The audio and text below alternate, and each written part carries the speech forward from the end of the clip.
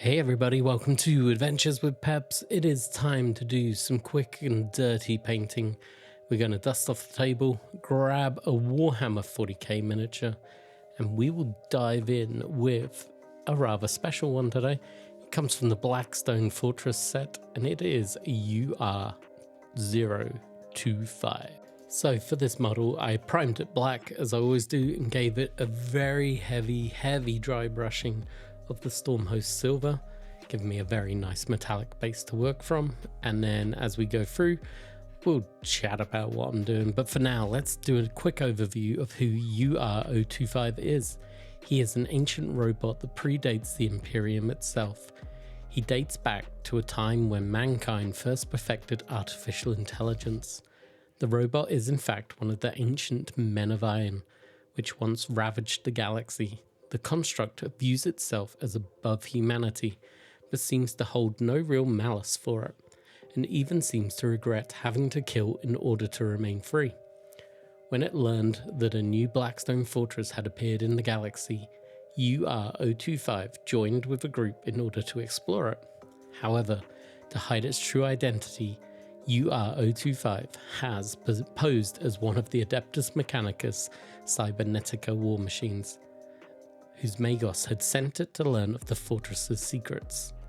Now that UR-025 is within the vast Xenos structure, the robot's main goal is to find the fortress's hidden technologies and seek out the seemingly sentient constructs that inhabit it.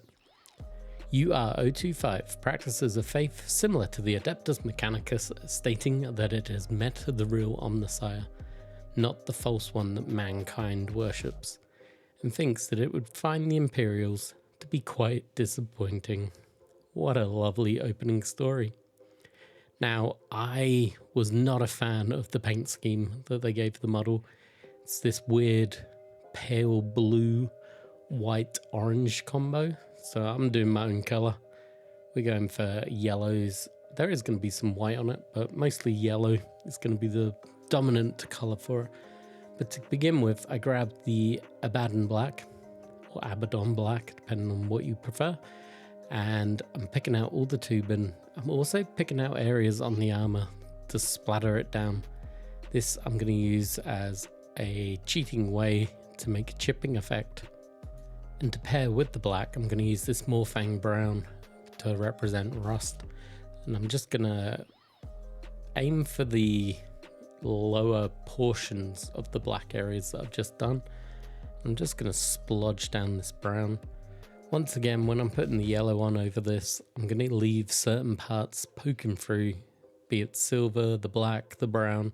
It's going to add what hopefully will look like battle damage. I'm pretty happy with how the model looks. I've got the finished piece in the hand and I think it's turned out well, but you guys can be the judge of that. But as you can see, I'm just using the same layer brush that I always use. I'm just picking the lower half of the black all across the model. It looks real messy at the moment. Now UR-025 has a lot of eye lenses, areas that he maybe views through. So I'm going to use the Evil Sun Red for this. It's a nice bright red. I'm going to use it on his eye lens. And then he has this weird shoulder lamp and then a chest light. We'll go with that. I'm just going to fill these in with the Evil Sun. I'm not going to highlight these or anything, but it's going to be nice and bright. It's going to look very good on the model. It should pop, hopefully. And it's just loading up the brush and pinging it on. Now, initially with the stomach lamp, I was going to try and be neat and pick out each square of the light and be all professional, but it really annoyed me doing it, so I ended up just covering the whole thing. We'll use the yellow later on to pick out the bars that go across this light. It would have just took me too long if I'd have tried to splodge it one square at a time, so I just fill the whole thing in. And as you can see, it's already popping on this silver, so I got great hopes for it on the yellow. Talking of the yellow, I grabbed the Avalon Sunset. Now, you may have noticed I am not using speed paints for the most part. Decided to go old school with this one. Now, the reason for that is because of the yellow. Yellow is such a pain, so I knew I wanted to get a nice base coat down, and this Avalon yellow is going to give me that. It's a nice mustardy yellow. It's quite strong. It's going to definitely cover the silver, and it's just going to give me the right kind of base to build off for later yellows. I'm probably going to use a Uriel yellow, which is another GW layer paint. But I've just got to make sure I get this down nice and smooth. I'm going to try and pick out areas that I want to have battle damage and leave some silver showing through, or the black or the brown. So I'm just going to have to take my time, be patient. This is going to take me a while. This model, probably from start to finish with dry time, I spent maybe an hour on it, which is quite a long time. I normally try and knock out miniatures in 20 to 30 minutes. But this one, I took double the time just because I've gone back to using base paints and layer paints. Water and down paint, it's a real pain. I now remember why I like using speed paints. Also, I found out that most of my GW paint pots have gone rock hard. I obviously wasn't mixing them often enough. Does anybody know how to get them back alive, or have I killed my paint? Let me know in the comments. While you're down there, make sure you're dropping a like, subscribe, all that crap that I have to say in every video, and we will jump forward to see how this yellow goes down.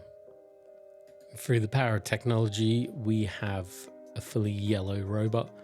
Now, I grab the rack of flesh tone.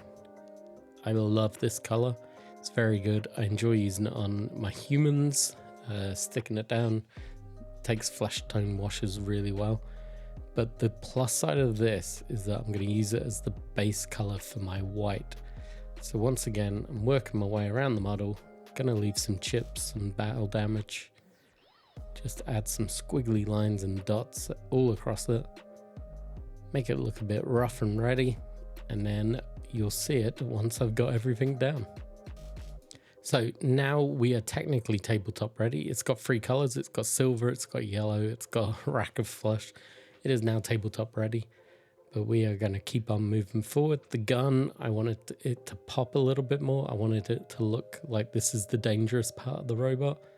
So I'm going to use the flesh tier red for the gun casing. I'm going to treat it like the rest of the model, just carefully picking out areas. This is one of few, I think this is the only speed paint I use. I'm trying to remember what paints I used. I'm learning this model as I do the voiceover. Painted this a few days ago. My memory is not that strong, but we're going to work our way around. Making sure I pick out all the nice gun casing. It's a very simple piece. I just don't want to mess up the arm joints that need to stay silver and the gun barrel. I have a plan for the joints and those areas later, and I don't want to have to be fixing red. That would be very annoying. Now, my plan for this model is to use it in Judge Dredd, no surprise there. I'll probably use ABC Warrior rules to build a robot stat line for him. He is going to be a bodyguard unit or something for like a gang lord.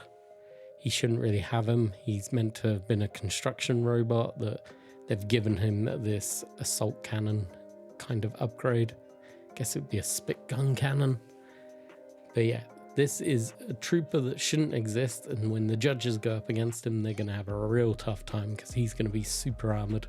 He is not going to go down easy, hopefully. And I've really got to get back into doing my rules for the RPG. I know I've been slacking of late since I was ill, but I've got my energy back. I've got my focus back. We're going to start getting more stuff out more regularly. So make sure you're watching this space. And with the gun mount complete, I grab the Cryptek Armor Gloss. And I'm going to use this over everything that is still silver. This, I find, gives metals kind of a dirty look, a dirty, greasy color. I think it's meant to make him look bronzy silver if you're doing a Necron army. But for me, it makes me think of like dirty grease. This machinery's not been cleaned in a while. It's not been properly maintained. the criminal elements that are using it don't actually know how to repair it properly.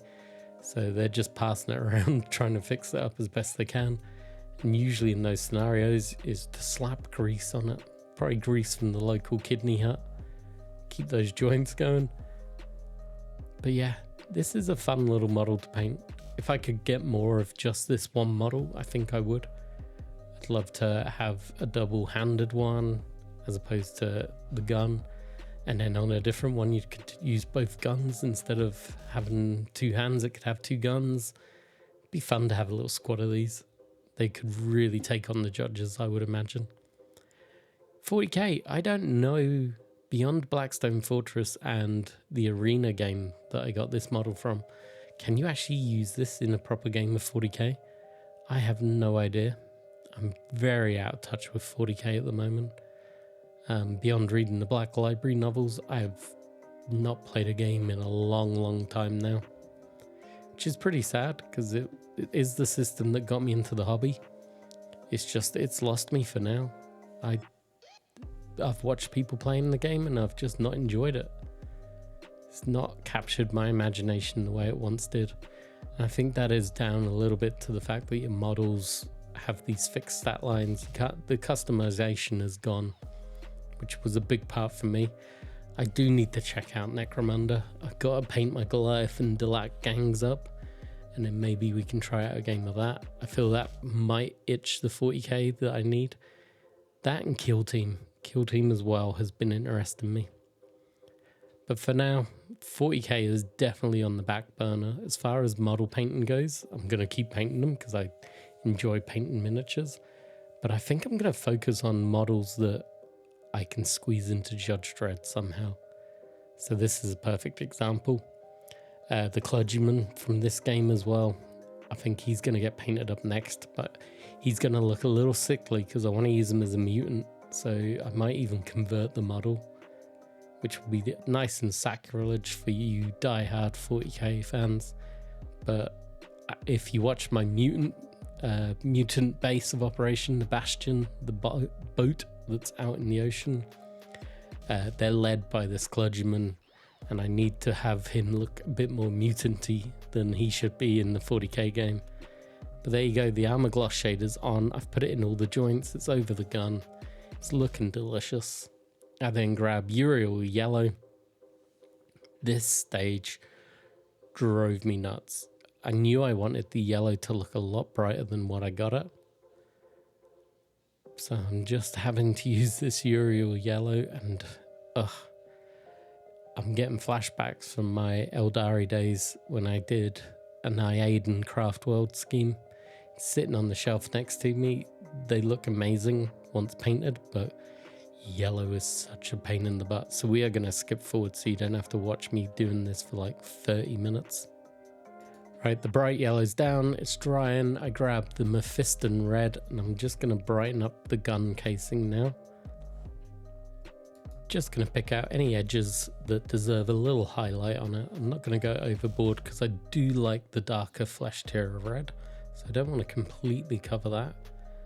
But we're just going to do some scratchy lines all over the place, give it a little bit of colour, make it seem a little bit more exciting than what it actually is. And now we've reached the stage. He is looking bright, he's looking colourful, he's probably looking too bright and colourful now, but I am very happy with it so far. So I grabbed the Cassandra yellow shade, I think that's how it's pronounced. I've probably completely pronounced that name wrong. Sounds too much like Cassandra Anderson. That's probably where my brain has gone, and I'm just going to slap it over the model.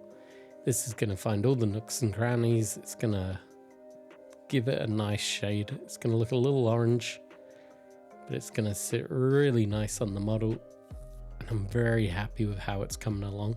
Then after this, I've only got one stage left, so we are reaching the end. I'm going to once again do a quick shout out. If you have been supporting the coffee club, truly appreciate you.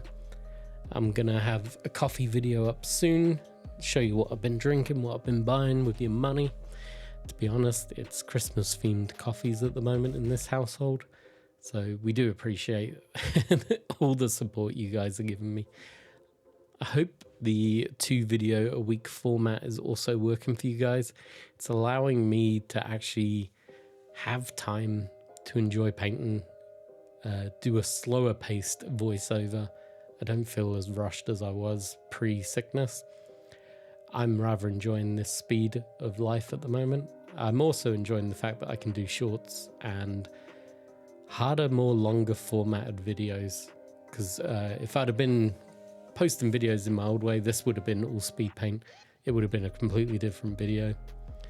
But I am enjoying the fact that I'm able to get my sketchbook out, do some drawings, come up with more in-depth characters for the Judge Dredd world that I'm actually aiming this channel towards.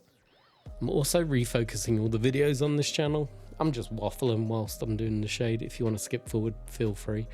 But yeah, I'm slowly going to take all the computer games off this channel. They'll have their own YouTube channel. If you want to see it, let me know.